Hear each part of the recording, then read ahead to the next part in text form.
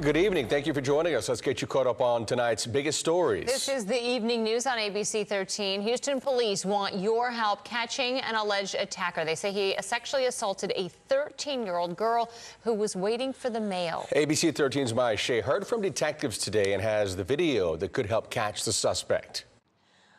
Police say they really need your help to find the man who raped a 13-year-old girl at this apartment complex. It was broad daylight, 1 o'clock in the afternoon, when he attacked her.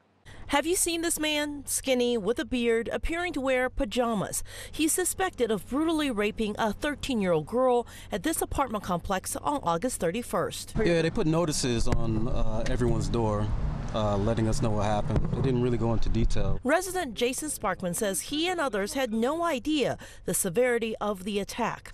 Police say the girl was waiting for the mailman when the suspect grabbed her in broad daylight. She was waiting for the mail in a common area, open space, where she was brutally assaulted. Investigators believe the suspect lives in this neighborhood and are urging those who know something to say something. Nobody deserves to be brutally assaulted this way, especially a 13-year-old juvenile. As news of the surveillance video began to travel in the complex, some residents we talked to say they are frustrated that this rape occurred on August 31st, and they are just now seeing the video. I didn't know what was really going on. I just seen they fixing the cameras. I didn't know that there was even video taken because I thought everything was broken. Several residents have told me that the man does look familiar. Perhaps he hangs around at a local corner store. Police, though, need specific information, and they're urging you to call if you have it. Reporting in North Houston, Maya Shea, ABC 13, Eyewitness News. A church on wheels stolen. Nova Church is a mobile church they set up every week with microphones, TVs, and then take it all down. Yeah, so the trailer that they store their church items in, well, they got that trailer back after it was stolen, but almost everything else inside was gone. Marla Carter brings us a story you'll only see on 13. This 22-foot trailer stored all of the church's items, all of their production equipment. And while they're grateful that they now have their trailer back, they're missing $50,000 worth of equipment. Oh, we could have done it any other way. God, let there be one. Every Sunday, the school cafeteria is transformed into a house of worship. We held it in the cafeteria at the school that we're at, Budawig Intermediate. They have a beautiful stage. Every week, Nova Church sets up their church and takes it down. And they store everything inside their trailer, which they park in another church's parking lot during the week. And every Friday, we go up to pull our trailer, and when we get there, the trailer's gone. Surveillance video shows a truck drive into the parking lot of the church and back up to the trailer. Soon, you see the truck leave with the trailer attached. Despite missing their equipment, the husband and wife pastors at Nova Church still held their services on Sunday. Everything had been stolen from us, but it was cool to see that everybody come together and say, that's not going to steal our joy. After church, an answer to their prayers. After word got out about the stolen trailer, it was found in Montrose. They have the trailer back now, but $50,000 worth of their equipment is still gone. On all of our production, all of our audio, everything that we used to make church possible on a Sunday is gone. What they did find inside were items that didn't belong to them, like a bin of cameras, sunglasses, even someone's W-2s. Even if the thieves broke a commandment, these pastors have already forgiven them. They just want their equipment back as they keep their church on wheels going. We're still going to have church. We're still going to worship. And Marla Carter, ABC 13 Eyewitness News.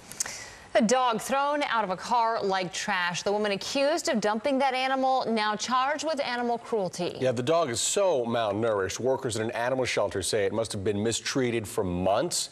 ABC 13 reporter Micah Hatfield tells us what's next for the dog that's still friendly despite all it's been through. The shelter workers really love this dog, but she's basically skin and bones. Her nails are super long and she can barely stand up. They actually got teary-eyed talking to me about the dog today. They say there's never an excuse to just dump a dog that you don't want anymore. Here at the Harris County Animal Shelter, they take in anywhere from 60 to 80 animals a day that people hand over. It just breaks my heart because food. just takes food, you know, nothing besides some food, and obviously that was kept from her. A sweet, lovable dog that just wasn't wanted. So much so that she was spotted being thrown out of a car window off of 1960 in Humboldt. When Precinct 4 Deputy Constable spoke to Princess Franklin, the woman accused of tossing the dog, she told them she couldn't find a place to take the animal and she didn't want it anymore. Law enforcement says Franklin said that the dog belonged to a roommate who moved out and didn't take the animal with them. She's really a great dog. I mean, she's been nothing but calm and friendly and everything since she's been here. But the sweet pup has a long road ahead of her. The shelter says they're hopeful about her health because she's been eating today since they took her in. They'll have to keep her for 3 days and then she'll become adoptable. But they believe it's better for her to go to a rescue that's familiar with medical cases like hers. And she's going to take not just a bowl of food here and there to get her back to where she needs to be and to make sure that her organs are functioning properly. Franklin is out of jail on a $100 bond and is due back in court on Friday. We tried to get in touch with her today, but did not have any luck. In North Harris County, Micah Hatfield, ABC 13 Eyewitness News.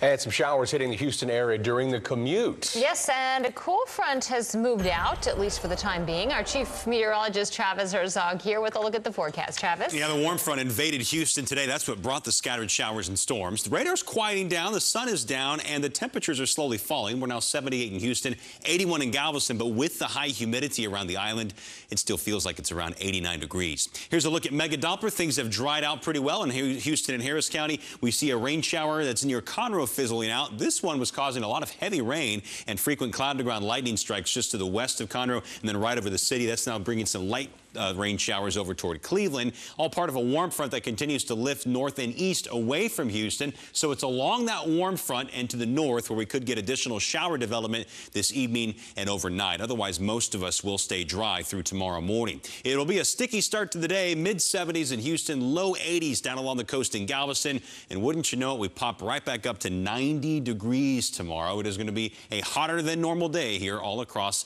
southeast Texas. And that'll be the case across a big part of the state. But notice there's some cooler air coming down behind a cool front in West Texas. Amarillo gets only to 68, Lubbock at 75. That air is moving our way. Doesn't get here, though, until Wednesday. So this is a look at a future radar loop for tomorrow. We see most of the heavy thunderstorm activity up in the northern part of Texas forming along that front late in the day. Those storms will then push into southeast Texas early Wednesday morning and be off the coast or reach the coast around sunrise. Some of that rain could linger behind the front for a few hours after sunrise. So we've got a 60% chance of morning showers on Wednesday. Tomorrow, it's a 40% chance of rain. As we get up towards 90, a few of those cumulus clouds will start dropping a little bit of rain, but no organized storms are expected. Then a widespread line of storms comes in Wednesday morning. It's out by Wednesday afternoon, and we turn cooler. Note the high drops to just 75 degrees. In fact, we may fall into the 60s during the afternoon. We'll start off Thursday in the fresh 50s, warming back up into the mid-70s, and Thursday does look to be our best day this week ahead. Then it gets warmer with a slight chance of rain into next weekend. Then Monday, that's when our next cold front arrives,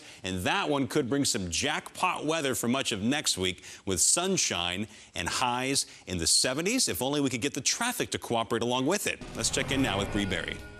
I'm always trying. I can't promise anything. And we certainly dealt with some of that rain earlier today on the roadways. But for this afternoon, just 2 nightly closures to let you, well, 2 construction projects to let you know about. That will cause some delays. Not total closures here, but some nightly issues. This will be on I-10 westbound from Gellhorn to Gregg. This is going to be affecting 3 lanes and nightly 9 p.m. to 5 a.m. It runs through Friday. So not a weekend concern right now, but definitely something to pay attention to each night this week. Your alternate will be Market Street or the feeder. And then jumping just a little down here to Galveston, we are dealing with similar construction project, 45 northbound and southbound lanes. This will affect FM 517 to Holland. This is 2 lanes that will be disturbed, so expect some delays 8 p.m. to 5 a.m. through Saturday. So a little into the weekend. Your alternate is Highway 3. Wherever you drive, just drive safe. All right, Bree, thank you. Well, we are looking ahead to Game 3 as the Astros-Yankees series is now all tied up at 1. Yeah, we know that series shifts to the Big Apple. Our Courtney Fisher is in Times Square where she was able to find some Astros fans. you can spot that orange jersey in Times Square a mile away. It's definitely interesting. I get some looks. Cameron Barnett is a proud Houstonian living in New York, just trying to get Yankees fans to take her seriously. Girl, I feel that pain. I've gotten some looks today, and people are like, they ask me, what's that? Like, they don't even know it's a team. Yeah. Have you gotten the same reaction? I kind of have. People kind of like to act like they don't know who we are, but they know. They know. Cameron's family couldn't be prouder of their New York transplant. They're huge Astros fans. When Houston beat Tampa Bay, Cameron's mom overnighted all her Astros gear. Tomorrow, Cam will be at the game with her Yankee fan roommate, who's also from Texas, but we're afraid has succumbed to the enemy. She's a Yankees fan, but she went to Rice, so she's got Texas ties. Yes, she does have Texas ties. I'm trying to get her to wear my other Astros jersey. We'll see if that works out. We have been live from New York City, Times Square all day. We're packing things up here. We're heading over to the Bronx, where we'll see you tomorrow from Yankee Stadium. Game day. Feeling good about it. Great job out there, yeah. Courtney Fisher, braving all of those Yankees fans.